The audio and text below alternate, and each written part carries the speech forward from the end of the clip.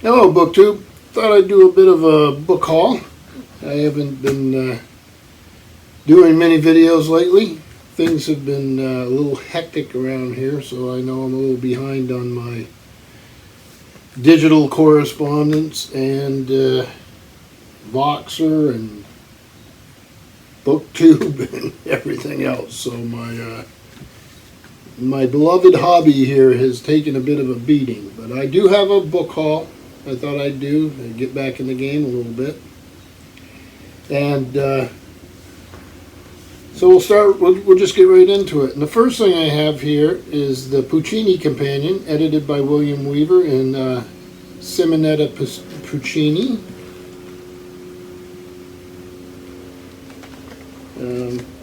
It's a Norton publication. I've just been going through this. I haven't read it or started it yet.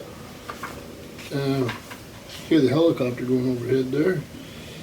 W. Norton and Company, New York and London. This came out in 1994. It's a bunch of articles by different scholars and music folk. You have Puccini family, the musical world of the young Puccini. You go through several of the operas, Puccini's America. Let's see here. Turandot and the theatrical aesthetics of the 20th century. Non-operatic works, early Puccini performance. Then these I thought were pretty interesting. Puccini, a bibliographical sketch, so stories, books about Puccini, and a select bibliography of articles and dissertations about Puccini and his operas. A chronology of his life and works, and there are images throughout this, which are sort of neat. Puccini had the timing of his life was such that we have photographs and all that, so that's nice. So that's Puccini. I also picked up Frank R. Rossiter's Charles Ives and his America. Hopefully you're getting not too much glare there. This came out, it's a Liverite, New York, 1975, first edition. Again, images here of the composer. A composer that I really enjoy listening to. This is the most absorbing book that has been written about America's most interesting and important composer. Well, I'm not sure that's the book may be, but I'm not sure he's that. He would be right up there.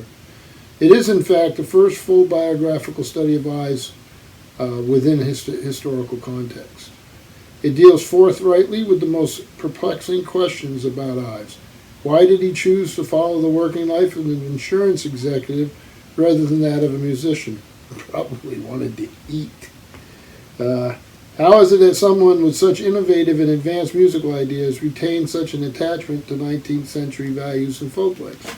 Well, we will read and find out. Then I got George Martin's The Opera Companion. This is a paper thing. I looked at it earlier. I can't figure out what the publication date on it is. So a history of opera in terms of persons and houses. Let's see, sounds of the orchestra, ballet and opera. So all these little articles about opera for those of you who are into that, which I am. The next thing I got here, I've actually owned this before.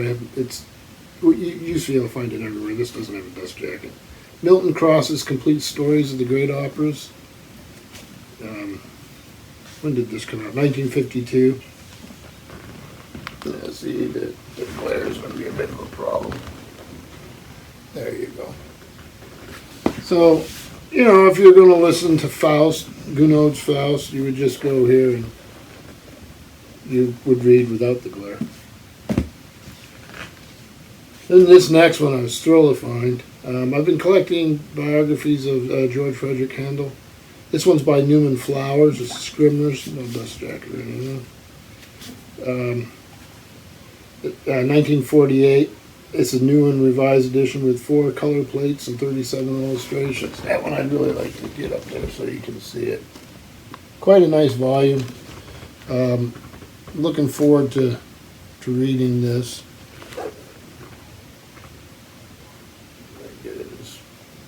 There's going to be always an issue here.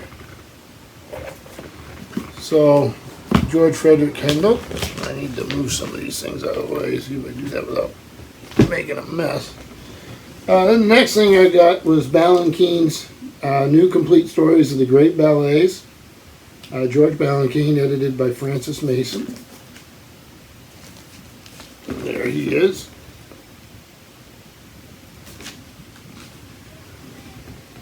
This handsome and authoritative volume has been designed to recreate the unique flavor of 231 of the world's greatest ballets in performance, 100 having been added to this revised edition.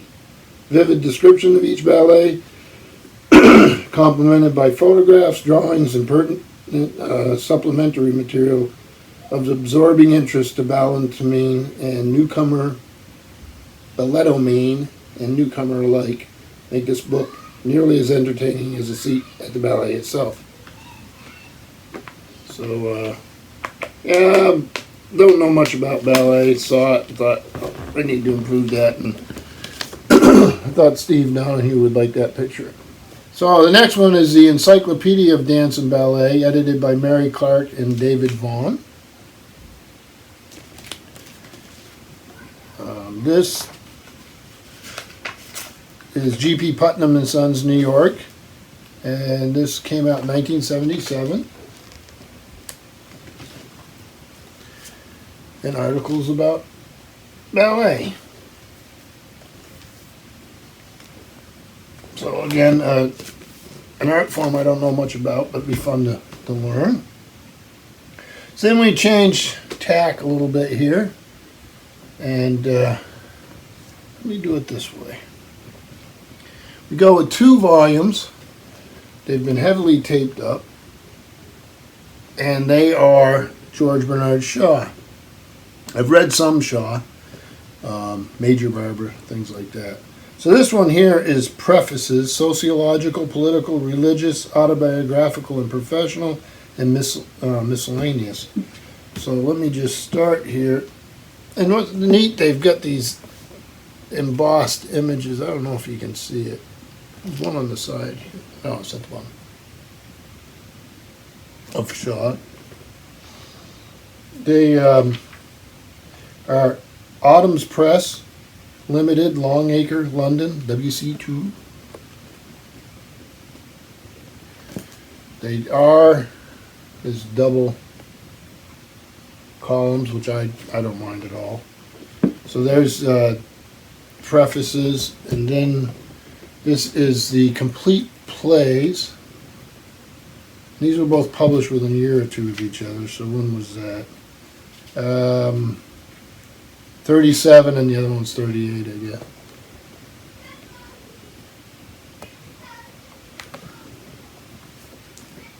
So here's Major Barbara. Then I found Endeavors of Art, a study of form in Elizabethan drama by Madeline Duran. This is an old paperback thing. This is University of Wisconsin Press, and it came out in 1964.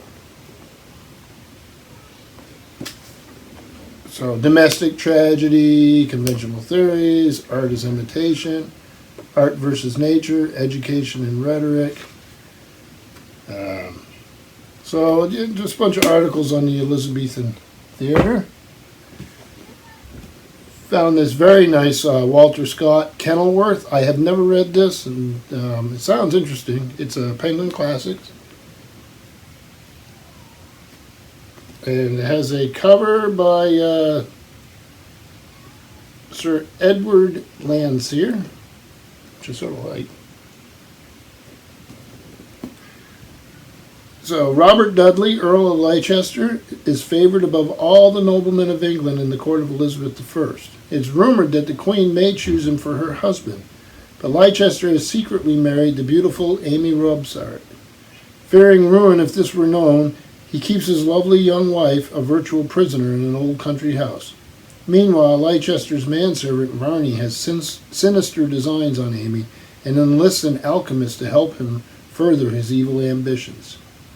So, an Elizabethan drama, or romantic novel, or something. So the next thing I picked up is John Wayne's Samuel Johnson. I've been rereading Boswell's Life of Johnson and his London Journal. So I picked this up, no dust jacket. I have no idea how good it is. If anybody knows, leave a comment below. It's the Viking Press, New York. Samuel Johnson by John Wayne, W-A-I-N, and it's from 1974.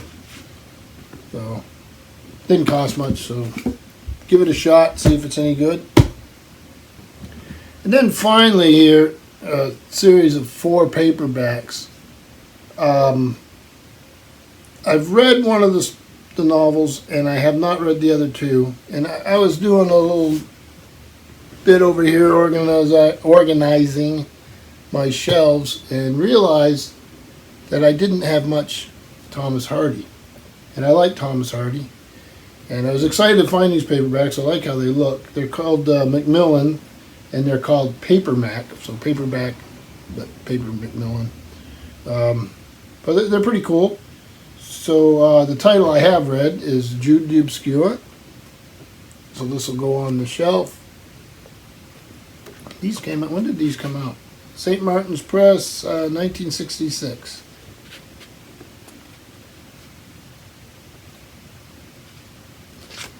The other 2 I haven't read. So there's The Dynasts. There we go. And this one came out, it's an epic drama of the war with Napoleon, with an introduction by John Wayne, W-A-I-N, the guy who wrote this. So I guess you discovered these things, right? Isn't that interesting? I'll have to find out more about him.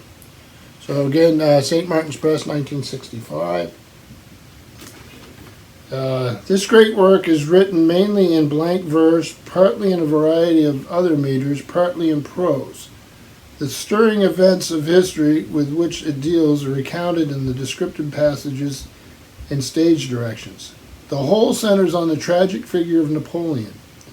By the side of the major scenes are little patches of life seen at close quarters, episodes showing how these great events affected English rustics in Wessex, private soldiers, camp followers, and other humble folk. And above them all are the spirits, who by their comments give a universal significance to particular events recounted. John Wayne's brilliant introduction has been specially written for this edition. So you see,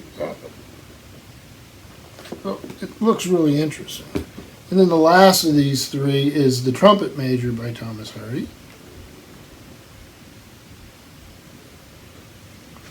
And this is The Trumpet Major. John Loveday, a soldier in the war with Bonaparte, and Robert, his brother, first mate in the merchant service. This is also 1965.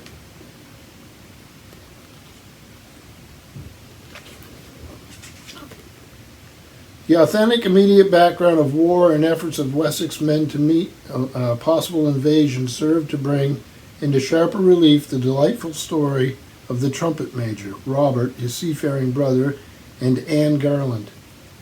At Overcombe Mill, the fortunes of love and war affect the lives of Anne and her mother, and of Miller Loveday and his 2 sons, John the soldier and Bob the sailor. But at Oxwell Hall, old Squire Derriman is more afraid of his nephew Festus than of Bonaparte. Festus Derriman, the 3rd suitor for Anne's love, and a certain Miss Matilda Johnson complete the cast. The tale of Anne's love is a complex one, for though tender-hearted, she is determined to follow the course she mistakenly mistakenly believes to be the right one. So yeah, a nice little collection of 1965 paperbacks, and seem to be in good shape.